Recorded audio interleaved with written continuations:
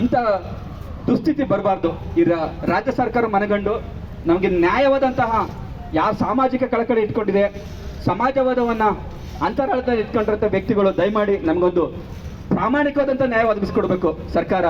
ನೋಡಿ, 2 ಸ್ನಾತಕೋತ್ತರ ಪದವಿಯನ್ನು ಪಡೆದುಕೊಂಡಿರ್ತಕ್ಕಂಥ ಪರಿಸ್ಥಿತಿನ ಇವತ್ತು ಕರ್ನಾಟಕ ಜನರು ನೋಡಬೇಕು.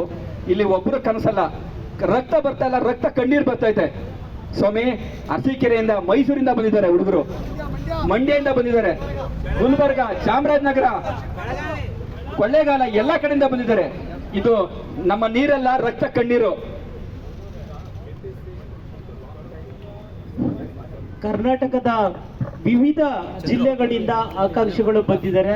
ಕೆಪಿಎಸ್ಸಿ ಮಾಡ್ತಾ ಇರತಕ್ಕಂಥ ದೌರ್ಜನ್ಯ ಅಥವಾ ಸಾವಿರಾರು ವಿದ್ಯಾರ್ಥಿಗಳಿಗೆ ಅವಕಾಶದ ವಂಚಿತರಾಗಿ ಮಾಡ್ತಾ ಇರ್ತಕ್ಕಂಥದ್ದನ್ನ ಪ್ರತಿಭಟಿಸಿ ಇವತ್ತು ಶೂ ಪಾಲಿಸ್ ಮಾಡೋದ್ರ ಮುಖಾಂತರ ವಿದ್ಯಾರ್ಥಿಗಳು ತಮ್ಮ ರೋಷವನ್ನ ವ್ಯಕ್ತಪಡಿಸ್ತಾ ಇದ್ದಾರೆ.